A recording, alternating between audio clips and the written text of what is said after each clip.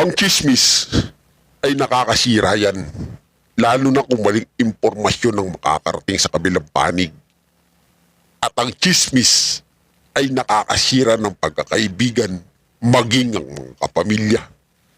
Ikwento mo rito, may dagdag.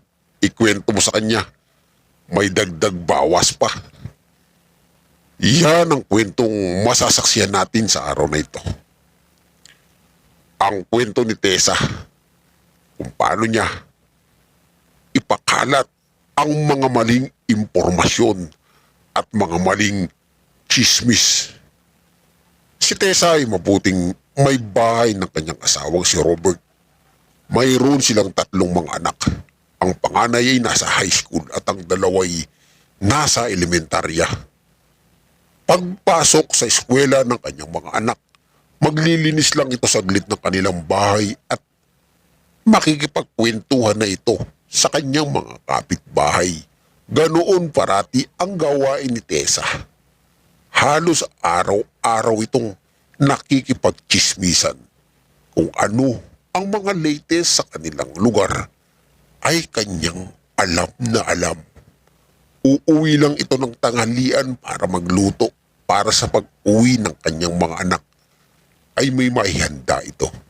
Pagpasok ulit ng kanyang mga anak, makikipagchismisan na ito. Tessa, ano na bang latest ngayon? Sa'yo lang naman kami kumukuha ng mga impormasyon. Ano nga ba yun? Tanong sa kanya ni Mang Tony. Nako, Mang Tony, alam niyo bang si Alice? Nagdadalang tao daw. Wala naman dyan yung asawa niya. Nasa abroad. Pagmamalaki nito. Mukhang may lalaki si Alice ah. Paano kaya yan kung malalaman ng asawa niya? Lintik. Ang kati pala niyang si Alice. Sabi pa ng isa, ganoon parati ang mga chismis na ipinararating ni Tessa.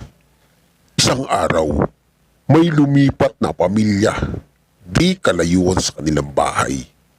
Mag-asawa at meron silang 2 anak. Di kotse ang mga ito. Wow! Mukhang mayaman yung bago nating kapitbahay ah. Sila pala ang nakabili ng bahay ni Mrs. Mendez. Gusto ko silang maging kaibigan. Mukhang mayayaman eh. Sambit ni Tessa. Dahil paparating at nagbubuhat ng mga gamit ang kanilang bagong kapitbahay. Gwapo ang lalaki, mistisuhin nito. At ang babae, may tsura din at ang 2 bata na kanilang mga anak. Lumipas ang ilang araw. Napabalita sa kanila ang isang masamang balita. Hoy, Tessa, alam mo na ba'y balita sa kabilang barangay? May natagpo ang babae kagabi. Wak-wak ang liig, ubos ang dugo, pati ang laman loob ay wala. Totoo ba yung sinasabi mo, Mang Tony? Parang hindi ko naman yata nabalitaan yan. Sumabat si Ador at sinabing, Aba Tessa, nahuhuli ka yata sa chismis ngayon. Kalat na rito yung nangyari doon sa babaeng sales lady sa SM Mega Mall. Wala ka palang alam? Di naman ako lumabas kagabi. Kasi kaso ako ng mga anak ko. Kaya ngayon aalamin natin kung anong pagkakakilanlan yan. Sandali lang at pupunta ako ng barangay. Aba sige, pag nakabalita ka, balitaan mo kami ha. Kung ano talaga ang nangyari doon. Hanggang sa nabalitaan ni Tessa ang nangyari sa babae. Aswang pala ang umatake sa babae. Aswang. Bakit nagkaroon ng aswang sa lugar natin? Nakakatakot pang. Kaya kayo mga anak, huwag kayo nang lalabas ng gabi. Uso ang aswang ngayon. Sambit ni Tessa sa kanyang mga anak at asawa na si Roger. Hanggang ngayon ba, naniniwala ka pa rin sa mga aswang, Tessa? Eh paano kung ginahasa lang yun at pinatay? Sa panahon ngayon, wala nang aswang. Ano ka ba, papang? Eh sinabi na nga ng mga barangay tanod at ni Kapitan na aswang nga ang umatake sa babaeng yun. Pagmamatigas ni Tessa sa kanyang asawa. Kinabukasan, isang balita na naman ang kanilang nabalitaan. Isang lalaking matandang balot vendor ang natagpuang wala ng buhay, wakwak ang liig at wala ang laman loob. Dahil dito, lalo nang nabahala ang mga bar sa baryo. Lalong-lalo na si Tessa. Naku, nakakatakot na dito sa lugar natin. Sino kaya yung aswang na yan? Nakakatakot. Hanggang isang gabi nga, siguro mga madaling araw iyon, napasilip si Tessa sa bintana. Kitang-kita niya ang pagpasok ng lalaki doon sa bagong lipat. Ibig sabihin, madaling araw na itong umuwi. 2 beses na yun nasaksihan ni Tessa at agad niya itong ibinalita sa kanyang mga kaibigan. Hoy, mare, alam niyo ba yung bagong lipat dyan? Ilang beses ko na nakikita. Madaling araw nang umuwi yung lalaki. Nagmamadali pa nga ito. So, anong ibig mo sabihin, Tessa? Sabihin mo na sa amin kung anong nabalitaan mo.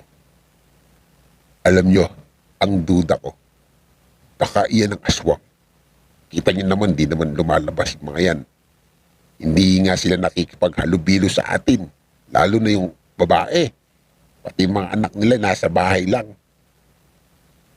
Sa bagay, Tessa, tama ka. Baka nga, tama yung hinala mo na sila sanot dito. Sambit naman ni Mang Tony. At bilang nagsalita si Ador, nako, mahirap na pambibintang yan.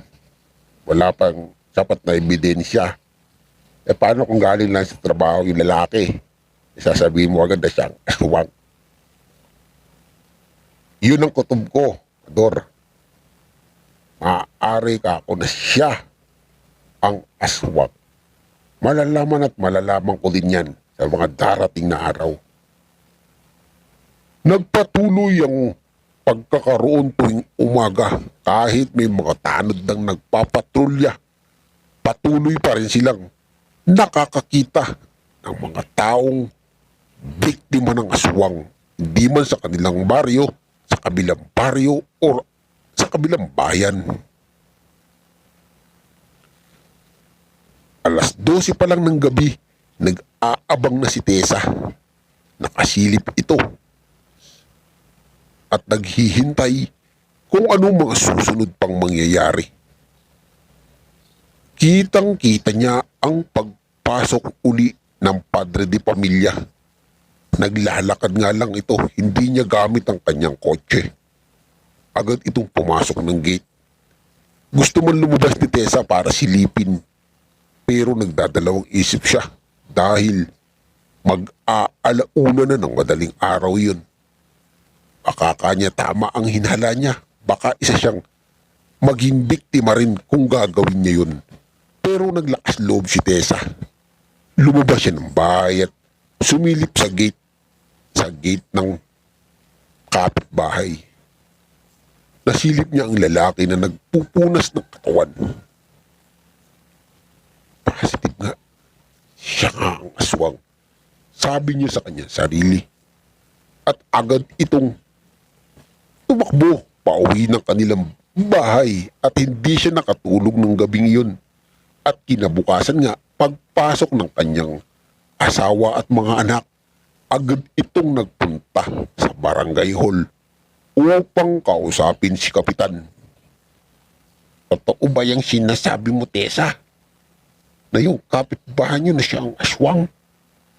Sambit sa kanya ni Kapitan Armado. Opo, Kap. Kitang-kita ng dalawang mata ko. Nagpupuna siya ng katawan. Siguro mga dugo iyon. Lagi ko siyang nakikita kung madaling araw na siyang umuwi. Kap, totoo po yung sinasabi ni Tessa. Paano nga kung yung kapitbahay na yun namin ay yun talaga yung aswang. Siya ang nambibiktima rito. Sambit naman ni Mang Tony. Asya, papaimbestigahan natin yan. At pag napatunayan, tayo mismo magpapalis sa kanila. Di lang dapat pagpapalis ang gawin sa kanila. Patayin, sabi pa ng isa. At hindi nagdalawang isip si Kapitan. Nagtungo ito sa bahay ng pamilya. Pamilya Mondragon. Inimbitahan nila ang lalaki at ang asawa nito sa presinto, sa barangay hall. Pumunta naman ang mga ito. Siyempre, nandoon din si Tessa. Mr. and Mrs. Mondragon, pinatawag ho namin kayo rito sa barangay hall para hinga ng konting statement tungkol sa mga nangyayari dito sa lugar natin at sa kabilang mga bayan. Nababalitaan niyo ho ba yun? Ang pagkakaroon ng mga biktima ng aswang. Tumango ang mag-asawa at muling nagsalita si Kapitan. Meron kasing nakakita. Ay ikaw daw, Mr. Mondragon, ang aswang. Diretsahang sabi ni Kapitan. Biglang nagsalita ang lalaki. Kap, may ebidensya po ba na ako? Oo, madaling araw na ako umuwi dahil sa aking trabaho. Isa akong elektrisyan. Diyan, sa akong elektrisyan. Ang pasok ko'y panggabi. Kaya ang umuwi ako 2:00 or 1:00 ng madaling araw. Iyon po ba'y sapat ng ebidensya para ako ang pagbintangan na aswang or maging ang pamilya ko? Maling pangpaparatang po yan, Kap. Sabi ni Mr. Mondragon. Hindi naman siya nagbibintang. Nagtatanong lang kami. Kung ganyan, pagbibintang na po yan, wala naman po kaming ginagawang masama. O, di po kami nakikihalubilo sa mga kapitbahay namin. Iyon po ba sapat na ebidensya na kami ang aswang? Sambat naman ni Mrs. Mondragon. Dahil dito, wala naman sila napatunayan na ebidensya at pinauwi na ang mag-asawa. Pero si Tessa, naniniwala siya na ang mga ito ang aswang. Gabi na iyon, galing ng tindahan si Tessa nang harangin siya ni Mr. Mondragon. Oy, di ba ikaw nagpapakalat ako ang aswang? Sigaruduhin mo lang Pero oras na wala kang mapatunayan, kakasuhan kita. Ayun lahat ang pagbibintang ninyo. Para sabihin ko sa iyo, hindi ako aswang. Sabi ni Mr. Mondragon at nagsalita si Tessa. Hindi. Gabi na. Hindi pa nagbabago ang anyo mo. Aswang ka. Kitang-kita ko, pag uwi mo dyan sa inyo, nagpupunas ka ng katawan mo. Ano pinupunasan mo? Dugo. Dugo ng mga biktima mo. Hoy, umayos ka. Di ba ako pwedeng magpunas ng aking pawis?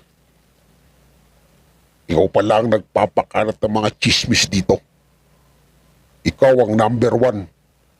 Nakakasuhan namin. Tandaan mo yan, Hanggang sa tumagal-tagal ang mga investigasyon, napatunayan nga na hindi aswang ang pamilya Mondragon. Dahil dito, kinasuhan sila ng paninirang puri lalong-lalo na si Tessa, na wala naman palang sapat na ebidensya. Dahil dito'y humingi ito ng tawad sa pamilya Mondragon. At mula noon, pinatawad naman siya. At naging kaibigan pa niya ang mga ito. Hanggang isang araw, natuklasan nila kung sino ang aswang. Ang aswang pala ay ang nagpapanggap na vendor ng balut. Sa kabilang barangay, inuha na ito ng mga otoridad at sinunog. At mula noon, wala nang naging biktima pa ang aswang. At naging mapayapa na ang lugar. Si Tessa naman ay nagbago na ito. Nawala na ang kanyang pagiging tsismosa. Nadala na siya natuto na siya sa kanyang ginawa.